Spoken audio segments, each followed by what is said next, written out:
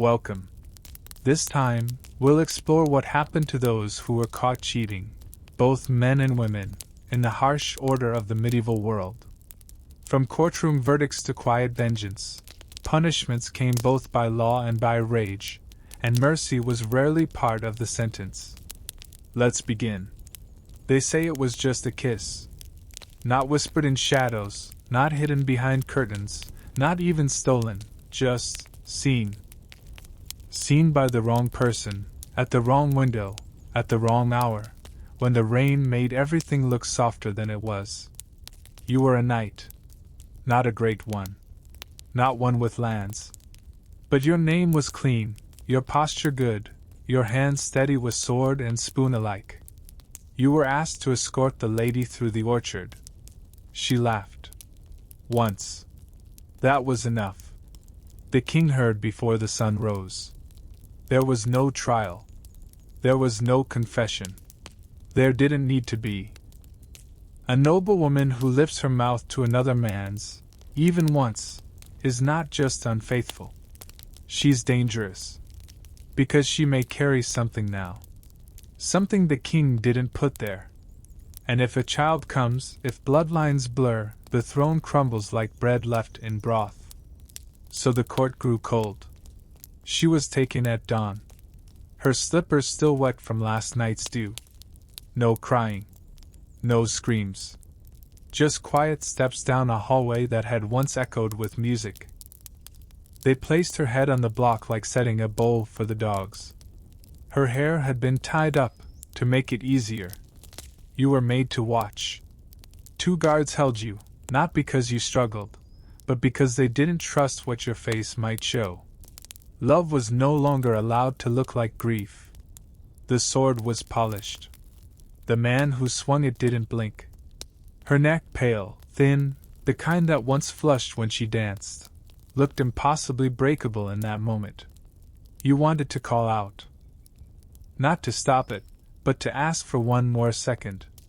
One more breath before the world bent wrong. But it happened. And the sound the blade made, a heavy, wet silence, never left you. They let you live. That was the punishment. You stayed on, serving wine to the same men who had nodded when her sentence was spoken. You stood straighter. Spoke less. You learned how to disappear even when standing in plain view. Some nights you still taste her kiss, not in memory, but in the cold. You never married. The king did. Twice. His second wife was younger, quieter, careful. She never looked at anyone for too long. She bore him sons. And yet, one morning she was gone. No reason given. Her chambers sealed. The sheets burned. The ladies in waiting reassigned. Some say she was caught whispering through the wall. Some say she wasn't caught at all, just suspected. But her husband didn't need proof. Only presence. After all, in this world, a man doesn't need law to punish betrayal. Just timing. And a blade of his own. Royal justice comes with trumpets, scrolls, and swords polished to mirror shine. But what if you're not a king? What if you're a man with dirt under your nails, and a wife who stops singing when you enter the room? What does justice look like then? You're a husband. A farmer. The kind of man whose hands are too cracked to hold a secret, and too callous to catch a lie gently. You spend the day in the fields and come home with mud on your boots and silence in your back. You notice small things. The bread left cold. The gate unlatched. The candle burned lower than it should have. The kind of details men keep to themselves until they don't. And then one night you catch her. Not a rumor. Not a feeling. Not whispers from the neighbor's boy. You catch her. In the bed that creaks when only one person turns over. And it creaks twice. He's younger. Of course he is. His tunic half off, your wife's breast still shallow. The room smells like skin. There's a knife on the table. You've used it for onions, for rope, for gutting fish. Now you use it for him. The law, if it even comes, will nod. Because here, in this village, a man can kill for less than this. The priest might frown, but he won't deny you bread. The magistrate will ask one question. Did anyone else see? No? Then it never happened. You don't kill her. Not yet. You let her stay in the house for one more night. She doesn't sleep. She stands by the window, wrapped in the same blanket that still carries your warmth. In the morning, she's gone. Some say she walked into the river. Some say her father took her away, silent and stiff. Some say you finished it quietly, behind the barn, where only the goats would notice. No one asks? They nod at you in the square. Not with pity. Not with pride. Just the nod of men who know what they might have done too. The children don't ask where she went. And when you lie in that same bed, the one that creaked for two, it creaks only once now. But the sound still wakes you. Not all punishments are loud. Some hang quietly, from the rafters. And not by the neck. By the ankles. Not every punishment had rules. Some had rope. And when the law stayed home, the village did not. You're not in the castle now. Not even near a court. You're in a hamlet with 20 homes and one inn. Justice isn't written. It's whispered, grown in fields, sharpened in barns. She was caught. That's all they needed. Not a lady. Just the wife of a cooper. Pretty in a plain way, with soft shoulders and a habit of singing to the chickens. He found her behind the grain shed. Her dress was rucked up. Her laugh caught in her throat when she saw him. He didn't scream. Didn't run. Just fetched the others. The men gathered first, always the men. The kind who spit beside your boots and chew bark when their tongues are dry. They didn't ask what she'd done. They just asked if he was sure. He was. So they took her. She didn't fight. Not at first. Maybe she thought there would be shouting. A slap. Maybe a sermon. Not this.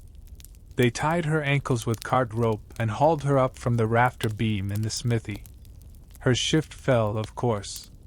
That was part of it. Shame is most efficient when upside down. Blood rushed to her head, faster than questions ever had. The lover? Gone. Vanished like smoke. No one chased him. They never do. But her, she swung slowly, back and forth. Her face purpled. Her eyes swelled. Her hair hung like wet cloth. Children peeked through gaps in the wood and were pulled away by mothers who still stared through their fingers. They left her there too long. At some point, her body stopped shifting. Her arms, once flailing, fell still. A woman, the baker's sister, whispered that maybe it was enough. No one moved. The cooper sat on a stool and watched her die with a face carved from stone. When it was over, he stood and cut the rope himself. She fell in a way that made everyone wince, even the ones who cheered. No one buried her. They dragged her behind the woods and left her under leaves. Not for cruelty. For convenience. Her name wasn't spoken again. Her home was scrubbed. Her shoes burned. Her children raised by a cousin who never said where their mother went. You pass by the smithy now, and no one looks up. But the rafter still creaks in wind. The rope is gone, but the notch in the beam remains, smoothed by weight. And not far from here, another woman was punished. But not with rope. They gave her something hotter. And made sure it stayed. And not far from here, another woman was punished. But not with rope. They gave her something hotter. And made sure it stayed. The rope was too clean. She noticed that first. It had been soaked in water, tightly twisted, still cool from the bucket. Fresh, like bread made for a guest. This wasn't a punishment done in anger. It was done in preparation. They tied her arms behind the post. Not tight. Not cruel. Just firm. Like a father correcting a child. The kind of grip that says, "This is happening. You may as well be still." There was no crowd. Not this time. Just 4 men, the priest, the bailiff, the blacksmith, and her husband. The iron was heating inside a clay furnace. It had been forged just for her. A single letter, not large, not grotesque. Just tall enough to be seen through thin linen. They chose A. Not because they knew. Not because she confessed. But because she hadn't denied it strongly enough. They didn't say what the letter meant. Everyone already knew. She stood barefoot in the morning fog. Her feet sank into the mud with each breath.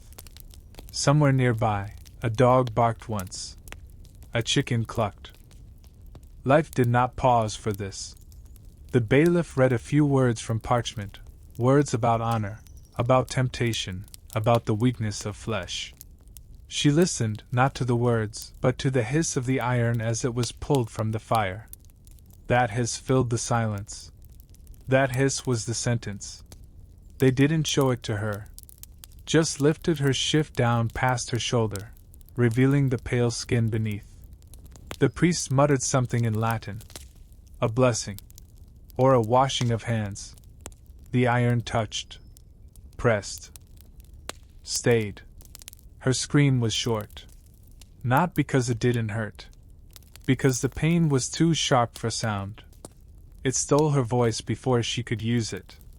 The smell of burning flesh rose, not like meat, not like firewood. More like hair singed too close to a candle. She wept, quietly, after it was done. They left the wound uncovered.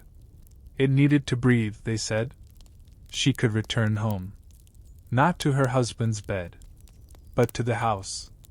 She was to cook, to clean, to avoid the market for a while. The brand took weeks to scab, months to fade, years to stop being the first thing anyone saw. No one spoke of her again by name, only by the letter. She learned to walk with her shoulders forward, hiding it when she could.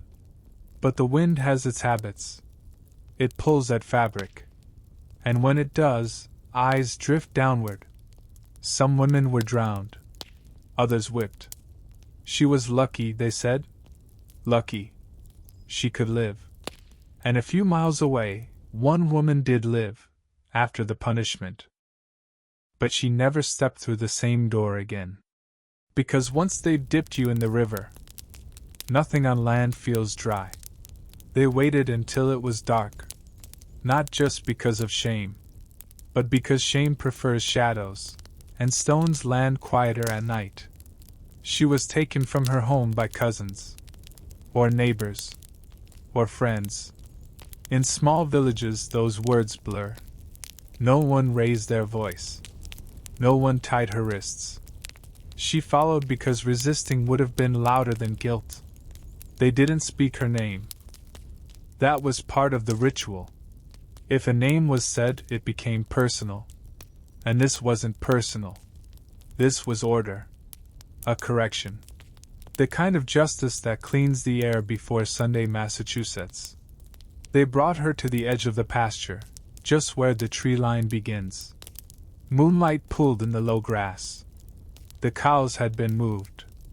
The ground was soft, but not muddy. Good for digging later. She stood barefoot in her nightdress. White. Too white. It made her look younger than she was. Her hair was undone. Her husband had always liked it that way. He arrived late. Eyes red, hands clenched. Someone pressed a stone into his palm before he could ask why. There was no priest. No magistrate. No ink on parchment. Just eyes. About 30 of them. Some tearful. Some cold. All turned in her direction. The first stone missed. Not out of mercy. Out of fear. The second didn't. It struck her in the ribs. She gasped, staggered, bent forward. That was the moment someone should have stopped it. But no one did. More stones flew. She didn't scream. Screaming is for pain with a future. She just made a sound, small, wet, and dropped to her knees. Her husband hadn't thrown his yet. He looked at her like a man trying to remember something. A song. A meal. The way she used to hum while stitching. Then he threw. It hit her shoulder. She was already falling. By the time she reached the earth, her face had changed shape. A child sobbed. An old man coughed. The air felt thicker than before. No one spoke. They left her there. She'd be buried before sunrise. Someone would take her shoes. The rest would rot under moss and silence. The husband returned to the house. Alone. The bed was still warm. Her shawl still hanging. He sat in the doorway until the moon lowered, and the world looked ordinary again. No records. No marks. Just stones under the soil. And not far from that soil, another woman was punished. But she was not touched. Only watched. Sometimes, when the rocks are gone, when the rage has already been spent in one dark field under moonlight, the village remembers there are other ways. Quieter. Longer. They don't want her dead. Not exactly. They want her seen. And that's worse. She's taken in the morning before market bells, when bread is still warm and the streets smell of ash and milk. The guards knock politely, a ritual, not a request, and ask her to come. No cuffs. No shouting. Her husband stands by the doorway, not looking at her. Not speaking. Just present. She's dressed. She wasn't in bed with anyone when they came. The accusation came days earlier, whispered through the wrong mouth to the wrong ears. He says he forgives her, but still signs the writ. They tie a rope around her waist. Nothing more. She walks behind the cart on her own feet. The children follow first. Of course they do. Children always sense when something is allowed. They mimic the way the adults stand, arms crossed, expressions carefully blank. But they don't yet know how to hide the curiosity in their eyes. They follow with footsteps and questions. Is she the one? Did she really? What will happen now? Someone throws a handful of flour. It clings to her cheek like ash. A boy claps. Another jeers. She doesn't flinch. She doesn't cry. Her hands are folded in front of her, as if she were preparing to take communion. They walk the long way. Through the square, past the well, up the slope to the chapel, where the stones are uneven and the breeze is always colder. Her feet begin to darken from dust and blood. A dog follows for a while, then loses interest. The sun climbs. The crowd grows. She hears someone spit. Not at her. At the ground near her shadow. It takes nearly an hour to walk every street. She knows this route. She's swept these stones. Bought eggs here. Lit candles here. Given coins to the blind man who now turns his face away. When they finally stop, it's in front of the house she was born in. Her father doesn't come out. But the door is closed tighter than usual. The guards nod once. One cuts the rope with a quick flick of a blade. The other wipes his hands on his tunic like he's been carrying something heavy. They don't speak to her. No sentence. No name. She stands alone in the dust for several minutes after they leave. Then walks home, slowly, barefoot, head lowered. No one follows. No one calls her back. Her husband doesn't open the door when she arrives. It's unlocked, but he's not inside. The house feels smaller now. The bed harder. The walls somehow thinner, as if the village itself could still see her through them. She takes off the rope herself. Leaves it folded on the table. Its indentation still marks her hips. And while she sits alone, shoes in her lap, the bruises blooming, unseen but real, a different silence settles in another village. Because some punishments don't leave you standing. Some begin with scissors. Some punishments are public by design. Others by demand. There had been whispering for weeks. About letters.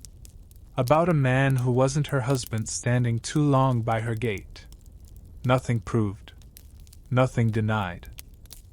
But in towns where gossip outpaces law, truth becomes irrelevant the moment it becomes interesting. And so they called for her. Not the guards. Not the bishop. The women. That's what made this different. She was taken at dusk.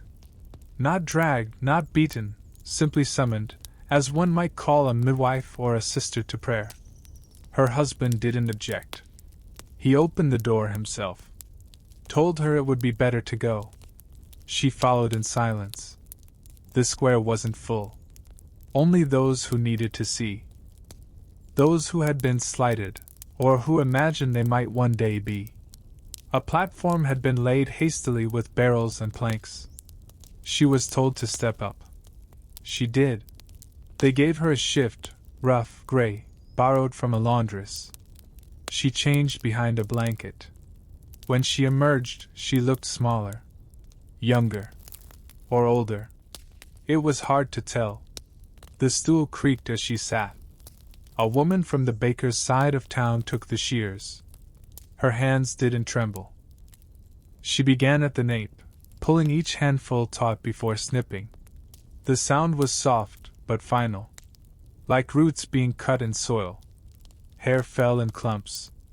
Onto her lap. Her knees. The boards. The crowd said nothing. It took longer than anyone expected. Her scalp appeared in patches, pale, then pink, then raw. The wind caught stray strands and carried them across the stones. One boy reached for a lock and was pulled back sharply by his mother. Not out of shame, but order. When the shears finished, the women stepped back. She was told to stand. Someone whispered her name, and someone else whispered louder. No. From that moment on, she wasn't her name.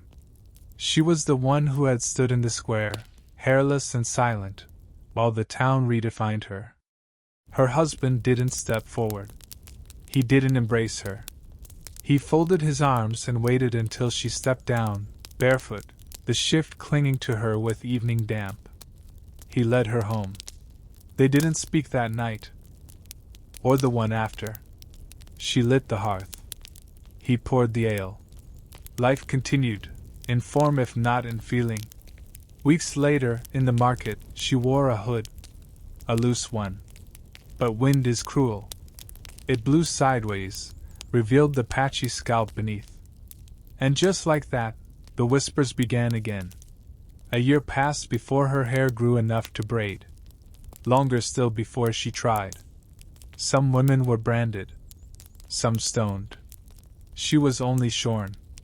And that was somehow worse. But others were beaten.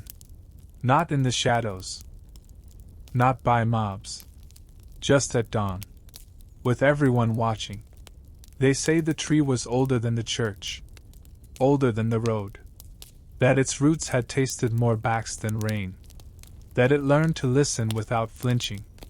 The man didn't cry. Not yet. He stood with his shirt folded neatly beside the stone where the water basin sat. His wrists were already red, rope-bitten from the binding. The magistrate read from a small book. Not scripture. Just procedure. Adultery. Admitted. That mattered. A confession spared you the gallows. Sometimes. He had slept with another man's wife, the brewer's to be exact. Or perhaps she had slept with him. There had been no trial for her. Only a disappearance. They said she was sent north to relatives, to a convent, to the sea. They said many things. But he remained. He was not highborn. Not titled. But he owned land. That made it public. 2 lashes were for the betrayal. 5 more for the silence. Another 5 for not naming her. Then 3 for denying the first time. The total came to 15. The tree stood patient. The first lash opened his back like soft leather. The second landed just beside it, precise. The third struck over the first, because that's how muscle remembers. He didn't count aloud. But someone always does. The crowd stood just far enough to avoid the spatter. No one jeered. This was not a show. It was a correction. Children were kept home. But wives watched. Some husbands watched them. At the 9th strike, he sagged. At 10, his knees gave slightly. The guards held him steady, not cruelly, just with the steadiness of men who've done this before. By the 13th, he stopped holding breath between blows. The air just left him in small, wet sighs. The 15th strike was lower, meant to catch the edge of shame. Then it ended. No applause. No sermon. Just a nod, and the slow untwisting of rope from skin. He dressed himself. Slowly. The shirt stuck to blood. He didn't flinch. His wife waited by the wall. She looked at him as one looks at a house after a fire, still standing, but forever changed. They walked home without speaking. He didn't tend his field for a week. On the 8th day, he returned to the tree. Not for memory. For apology. He poured wine into the earth beneath it, and whispered something that no one heard. That summer, the bark healed strangely. A patch shaped like a rib cage stretched and pale. Other men were whipped there later. But some weren't whipped at all. Some were silenced with masks. Heavy, rusted things, with tongues made of iron. The mask did not begin as punishment. It began as craft. Iron, hammered thin but unforgiving. The face cast to mock a woman's mouth, stretched wide, too wide, lips curled into an obscene grin. The tongue a long, flat blade, bent downward like something melting. It jutted inward, sharp enough to scrape speech from the back of your teeth. She had spoken. They said too much. But no one could agree on what. Some claimed she called her husband a coward. Others said she laughed at the priest. One woman swore she'd confessed love to another man, or perhaps to no man at all.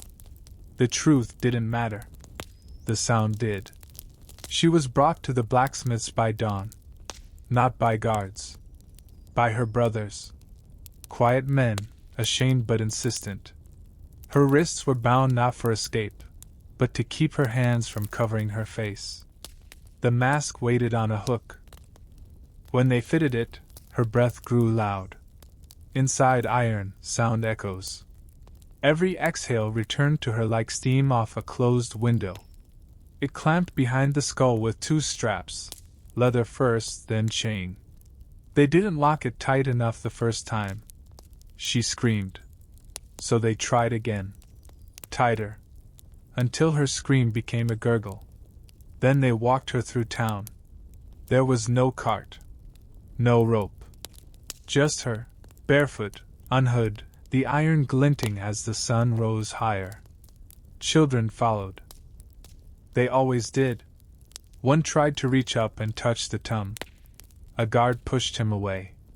Each step jostled the metal against her teeth. The edges scraped the gum line.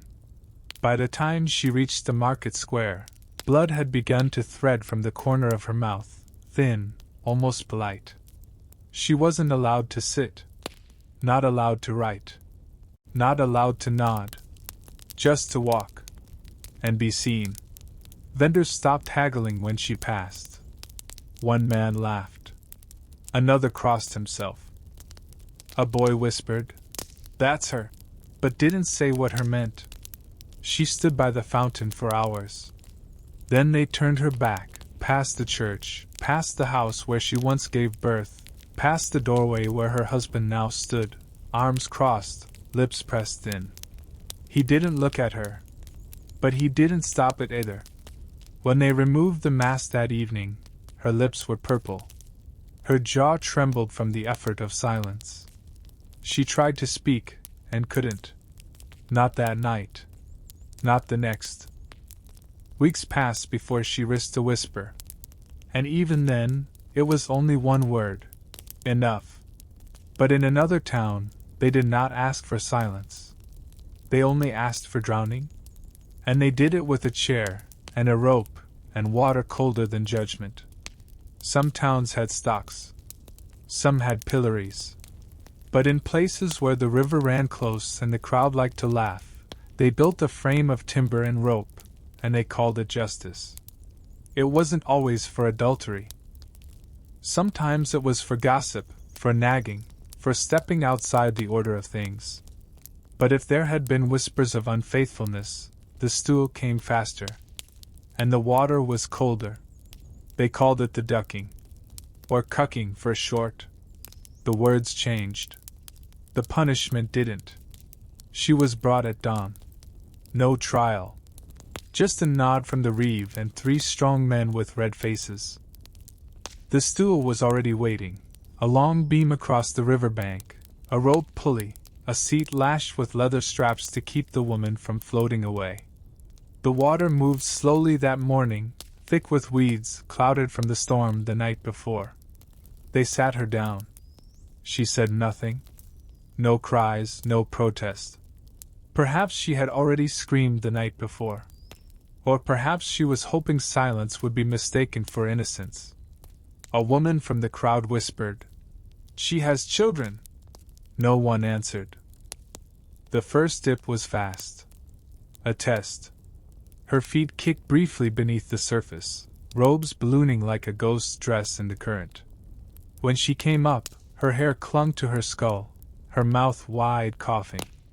The second was slower. Long enough for bubbles to rise. Long enough for the rope to creak. The man operating the crank didn't look at her. He just watched the sky, waiting for birds to pass. The third dip turned the crowd. A few laughed. A boy clapped. Someone called her name. Not kindly, not cruelly, just to see if she'd look. She didn't. Her eyes were wide now, rimmed red. The coughs came weaker. They dipped her again. And again. Not to kill her, not quite. That would require responsibility. This was meant to scare. To shame. To teach. But the water didn't care about teaching. The river held no memory of who loved whom or why. When they finally raised her for the last time, she did not speak. They unstrapped her hands. She walked barefoot back to shore. Her legs shook. Her teeth clicked against one another like dice in a cup. No one offered a blanket. She was told to go home. But not to the same house. Her husband had locked the door. Her sister wouldn't take her in. So she sat by the church until night, dripping quietly into the stone. By morning she had vanished. Some said she left for the next village. Some said she followed the river north, where no one knew her name. But the ducking stool remained, and others would sit where she had. Yet not all punishments were wet. Some were red. Hot. Carved into the skin just below the collarbone, for everyone to read. She said she was sorry. He said it wasn't enough. He could have asked for coin. Or exile. Or silence. But he asked for a mark, something permanent, something public. Something that would speak when she no longer dared to. The town agreed. They called it mercy. No rope, no pit, no stone. Just iron. She was led to the forge, not the gallows. The blacksmith looked like he hated being there. Not for her, for the task. He had been asked to heat a small rod, curled at the end. The shape depended on the town. In this one, it was the letter A. Not for adultery, they said. For amended. But everyone knew what it meant. She stood bare from the waist up, shoulders turned slightly, as if hiding what had already been exposed. Her shift lay folded on the anvil. No one offered to cover her. The iron sizzled long before it touched her. There was no count, no announcement. Just a nod from the reeve and the sound of breath being held all around. When it came quickly. A press. A hiss.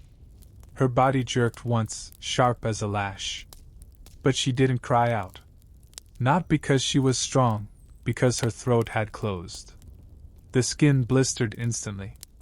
The smell filled the room, not just of charred flesh, but of something else. Something like pride dissolving. They smeared ash over the wound and wrapped her in linen.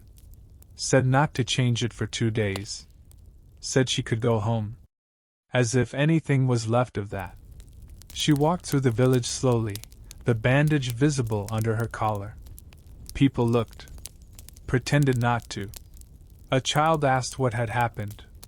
His mother told him to hush. At the market, no one gave her change. At the church, no one shared her pew. At home, she sewed new collars, higher ones, thicker.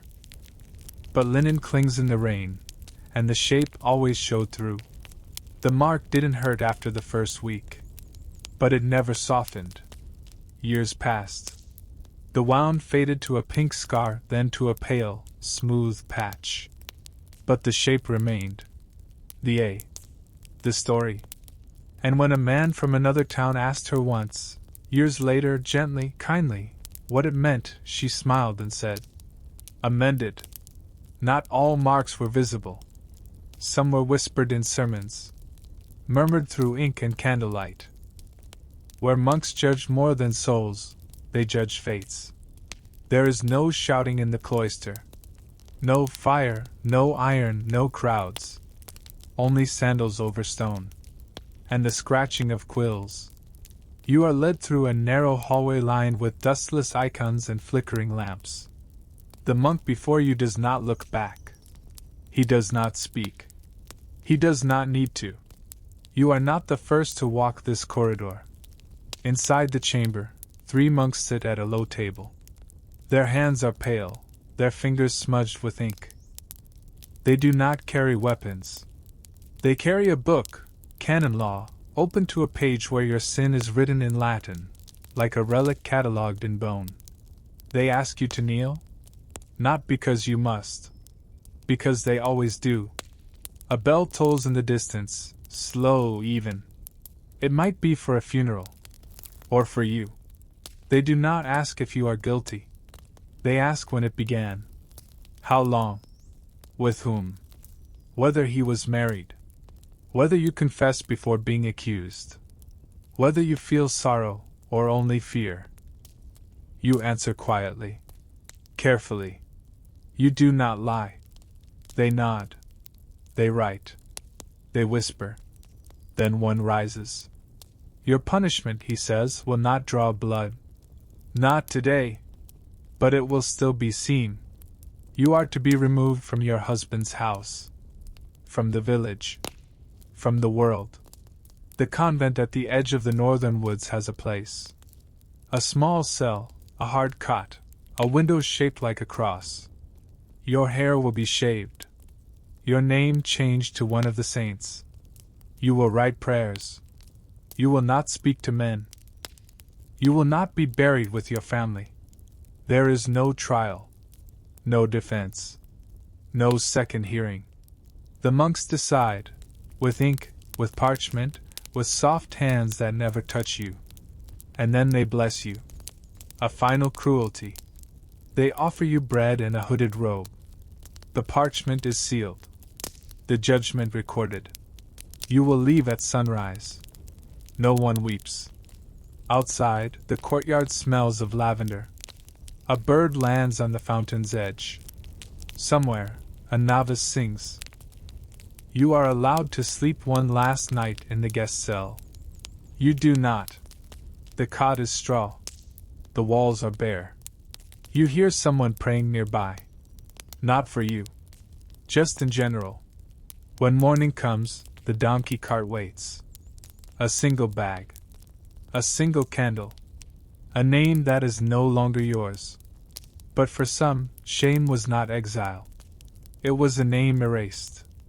A voice silenced. A mouth locked tight in metal and pain. Others, louder women, were gagged by design. Not every woman who wore iron had strayed. Some simply said too much. Her words had teeth, they said. Her tongue too quick. She questioned too often, too boldly, too publicly. Once she laughed when her husband stumbled in church. Once she spoke a man's name twice in a single sentence, a man who wasn't hers. It didn't matter whether the affair was real. The noise was. The bridal arrived before sunrise, not brought by a guard, but by the blacksmith's apprentice. He held it in both hands, wrapped in cloth, like it was hot or holy. It was rusted in the hinges but still functional. A cage of iron bars shaped to a woman's face. The mouthpiece curved inward, a small flattened plate that pressed the tongue downward, holding it still. The more you tried to speak, the more it cut. They fitted it in the churchyard. Not inside, no, just by the steps, where pilgrims passed. Two women held her arms while the blacksmith adjusted the straps. He did not look at her. He did not speak. The snap of the hinge echoed like thunder. She did not cry. Her mouth was open, but the iron filled it. They walked her through the square. Slowly. Not for distance, but for duration. The point wasn't to move her, it was to display her. Each step jostled the metal, every pebble beneath her bare feet becoming a small cruelty. Children followed. They always did. Someone threw cabbage leaves. A boy mimicked her locked jaw and was smacked for it. She could not swallow. Could not spit.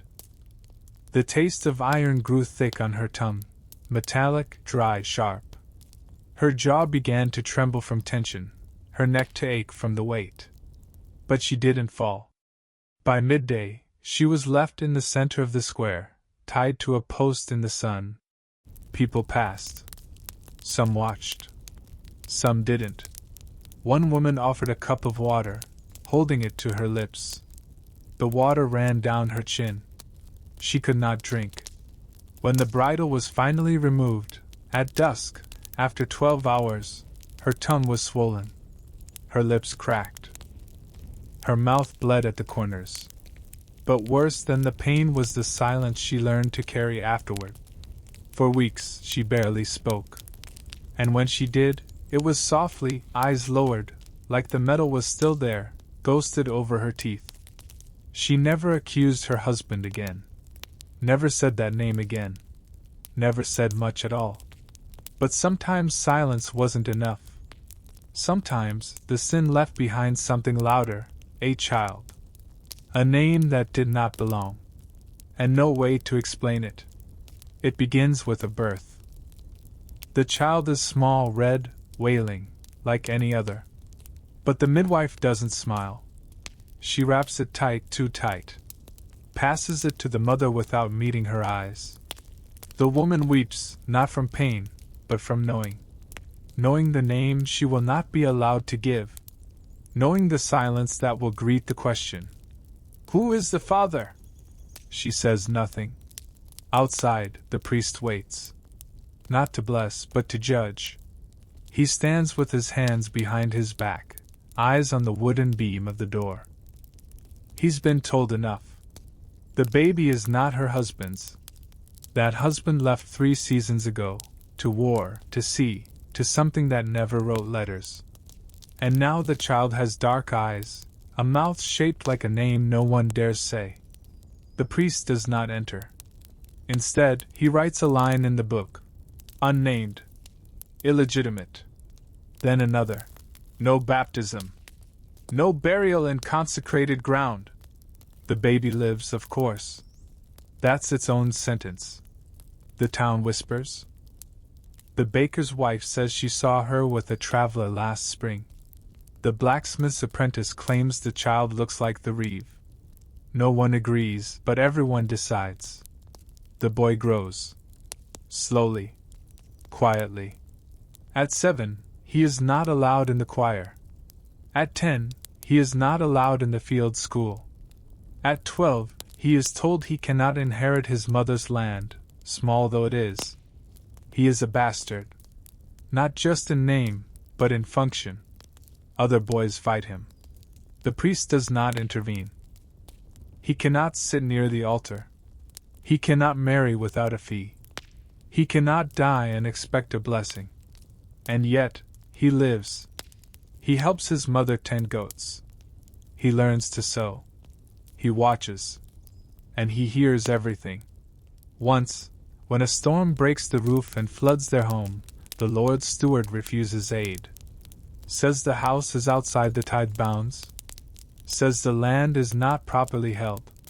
The boy watches his mother kneel, begging. Watches her turned away. That winter she takes in washing.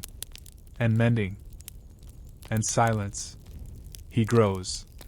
His back straightens. His voice deepens. But still, when he walks through the market, people say, "Her boy." Never his name. Never his father's name.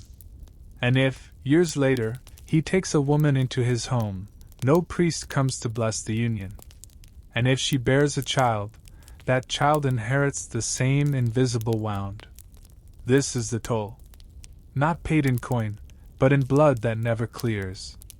Some bastards rise to kingship in stories. But most become shadows, born of a single night, punished for it every year after. And in courts where shadows fester, some women bled not for birth, but for bloodlines. For queens, there was no washing of names. Only steel. And silence behind high walls. In the chamber behind the chapel, the windows are too high to see out of.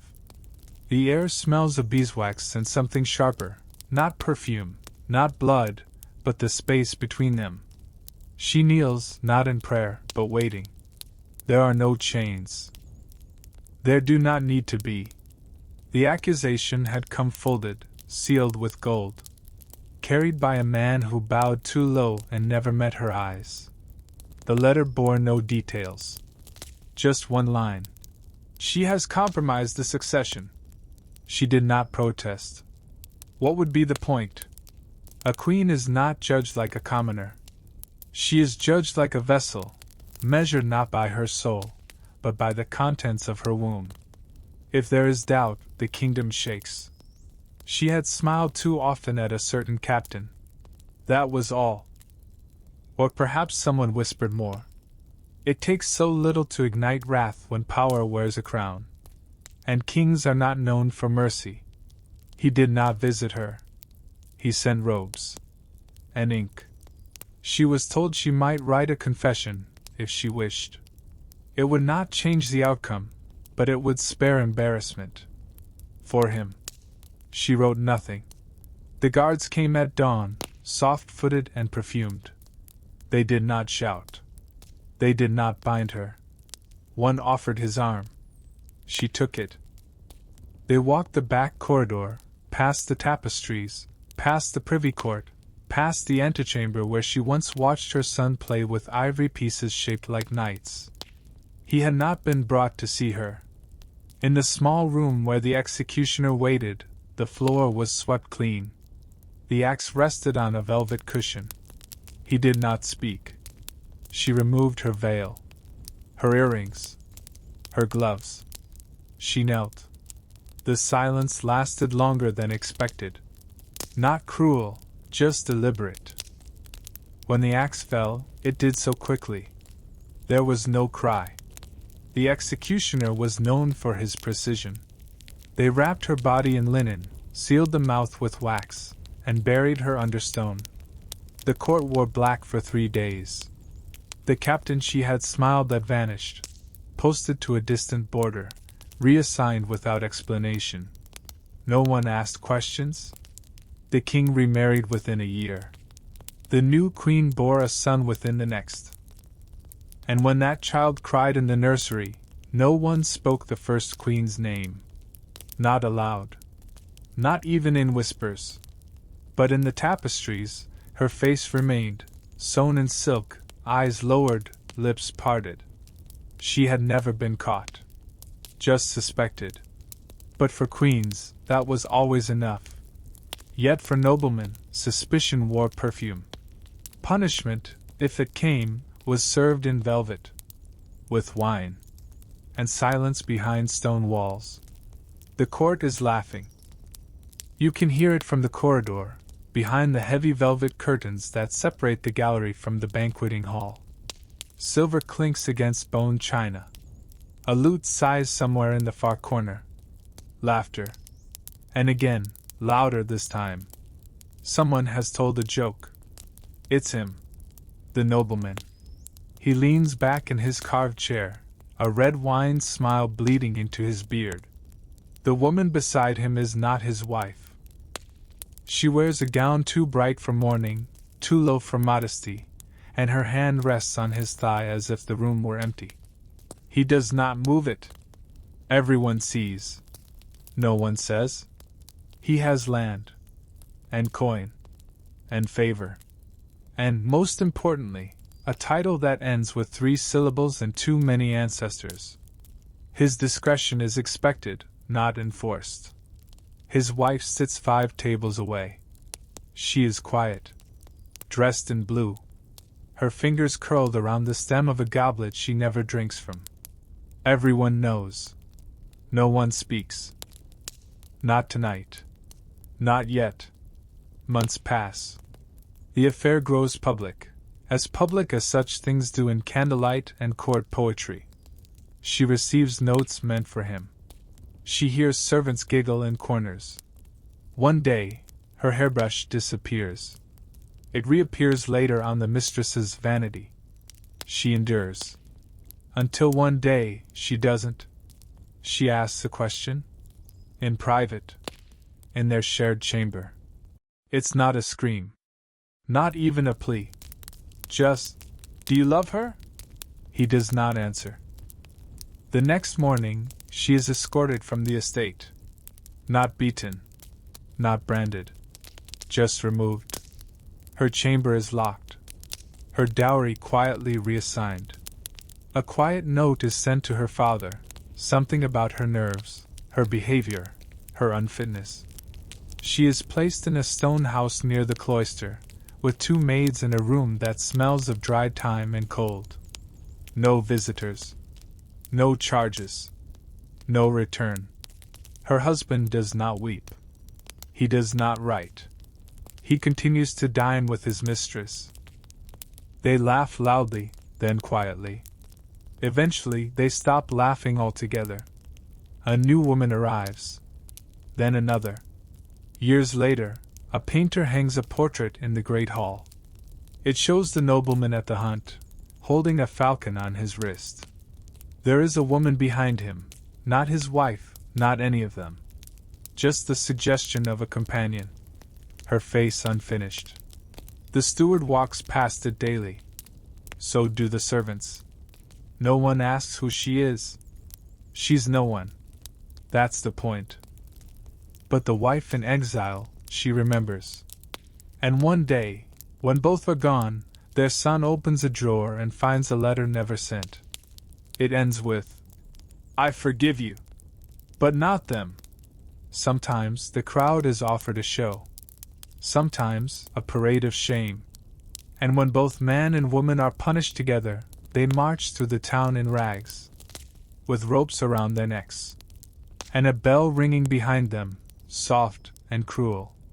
There were days when justice wanted to be seen, not swift, not silent, visible. And so you are dressed in sackcloth. You and him.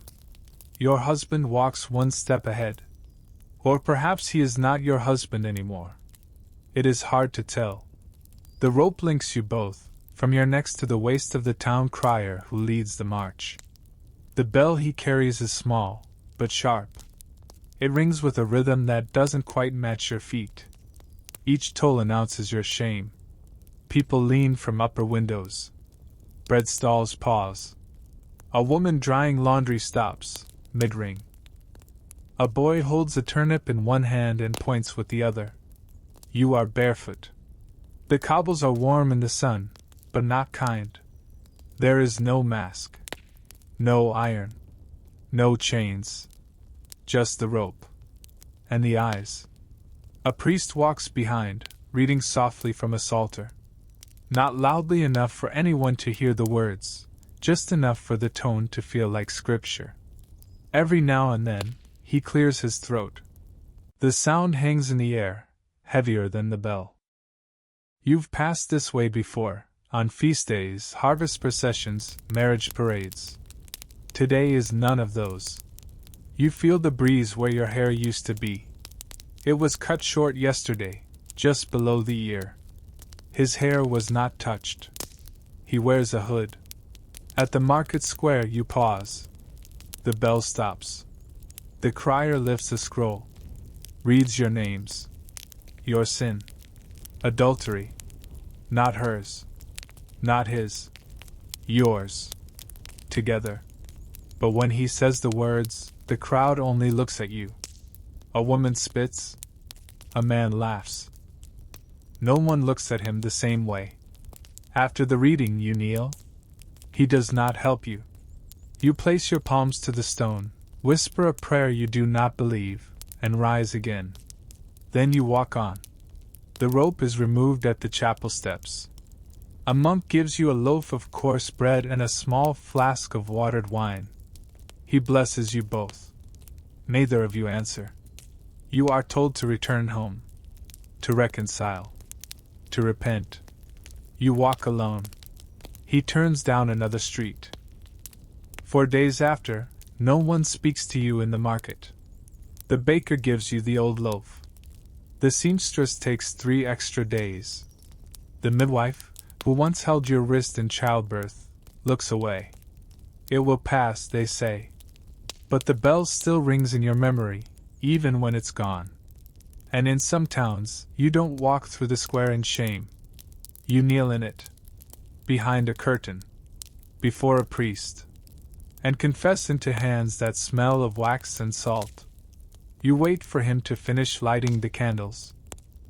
The chapel is cold, not from weather, but from the stone, the kind of cold that's lived there longer than you. Longer than him. A cold that listens. When he finally nods, you step inside the small booth. The wood creaks. You kneel. The screen between you and the priest is thin, carved like lace. It lets sound through, not sight. You can see only the shadow of his shoulder, rising and lowering, steadily, like the breath of someone who has heard too many stories. You do not begin right away. He doesn't press you. Eventually, your voice comes, brittle as frost. I broke my vows. No name. No details. He doesn't ask. He says only, when? You tell him. Months ago. Maybe longer. There were letters. A touch. A night that became 2. You were lonely. He was kind. It felt harmless, until it didn't. The priest exhales slowly. The sound is soft but heavy. He asks if it continues. You say no. He asks if your husband knows. You say you don't think so. He is silent for a long time. When he speaks, his voice has changed. It is low now, closer to earth. He says, you must end it entirely. You already have. He says, you must confess to your husband. You are silent. He says, you must not take communion until you do. You nod. You think you nod. You're not sure if he sees. Then comes the penance. 3 weeks of fasting. 6 days of silence. No visitors. Daily prayer. And no more music, not until the next full moon. You ask if it matters that you loved him. The priest does not answer. He gives you a blessing anyway. His fingers trace a cross in the air, not touching your skin. You feel the shape of it nonetheless. Outside, the wind has picked up. It rattles the chapel door. Somewhere, a bell rings for vespers. As you leave, you catch a glimpse of his face, not through the screen, but in the candlelight. His eyes are not angry, not even disappointed. They are tired. You wonder how many women he has forgiven, how many men have even come to confess. And if he ever thought to ask himself, what would happen if they didn't? Some sins find peace in silence. Others hide under skin and bruise. And when mercy fades, when confession is not enough, there are men who take justice into their own hands, with no church, no priest, no question. It happens fast. Not the death, the permission. There are towns where the law bends for blood, where if a man opens a door at the wrong moment, or perhaps the right one, and sees his wife tangled with someone else, the law lowers its eyes. It steps outside. It waits until it's over. You are that man. You push open the door. The air is warm with breath and linen, and a name that is not yours. They do not see you at first. Then they do. She gasps. He freezes. You do not shout. You do not ask why. There is no trial here. No confession. No third party to weep or beg. There is only the knife on the table. The one you used to cut pears this morning. You pick it up. He runs. He makes it to the stairs. He does not make it further. She stays in the room. You don't remember the words she says, or if she says any at all. Just the shape of her mouth, and the sound of your own breath. When it's over, you sit. There is blood on the sheets, on your wrists, on your feet. You do not wash it off. Someone knocks. The neighbor, perhaps, or the reeve. They ask what happened. You answer plainly, I found them. They nod and leave. That's all. No one arrests you. No one finds you. No one asks where the body is buried. By dusk, someone has come to remove the corpse. Not a priest. Not a guard. Just a man with a cart. You give him coin. He says nothing. Your wife is not taken to the cloister. Not yet. She is allowed to mourn. Quietly. People stop speaking to her in the market. She understands. You change the bedding. The stain does not come out. Later that month, you remarry. Or perhaps you don't. Either way, the door stays locked from then on. And in another village, on a quieter road, when no one sees and no one speaks, the woman is the one who does not scream. Because not all deaths are loud. Some hang in the rafters. Some hang by the ankles. Until even the blood gives up. It began with the door breaking. Not opening, breaking. Splintered wood, a boot, a voice that knew how to shout before it knew how to ask. You were pulled from the mattress by your legs. Still half asleep. Still warm. The other man had already leapt through the window, trousers barely on, shame trailing behind like a torn flag. They did not follow him. You were the one left. And that was enough. The men didn't speak much. Only what was needed. Rope. Beam. Up. You tried to fight once. A heel caught someone's shin. It earned you a slap, nothing more. The kind meant to stun, not wound. It worked. The rope circled your ankles, and you were hoisted before you could catch your breath. The skirt slipped first, then your shift. Your legs were bare to the thighs, then higher. Modesty didn't matter. Not now. They tied your wrists behind your back, not for restraint, but for display. The village square was not full yet. But it would be. Word travels quickly when cruelty is promised. Children arrived first. Then old men.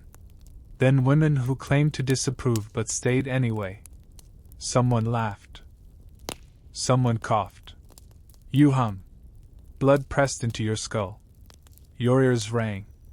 Your eyes watered not from sorrow but from the strange pressure of being upside down too long.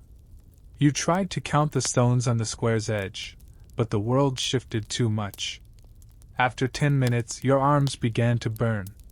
After 20, your cheeks went numb. After 40, the crowd had tripled. No one asked if you had done it. No one asked if you were sorry. No one asked if you were married, promised, seduced, or simply alone too long. The answer was the same either way. Eventually, your breath grew shallow. Your feet twitched. Then didn't. You stopped blinking. A boy asked if you were asleep. His mother told him to hush. The butcher cut you down just after the sun slipped behind the chapel roof. The thud was soft, dull. Someone knelt to feel your wrist. Still warm. The body was carried away, not buried, not named. Just gone. A few days later, the rope was used again, this time for sacks of barley, hoisted into the millhouse. No one mentioned it. No one cleaned it. Your name wasn't written in any book. Your story wasn't passed down. But the blood stain, dark and sticky where your hair had dragged across the cobble, that remained. Until the rain came. And even after. Next time, they said, she'll confess. And if not, there are hotter ways to prove guilt. Ways that leave no doubt. No breath. No skin unmarked.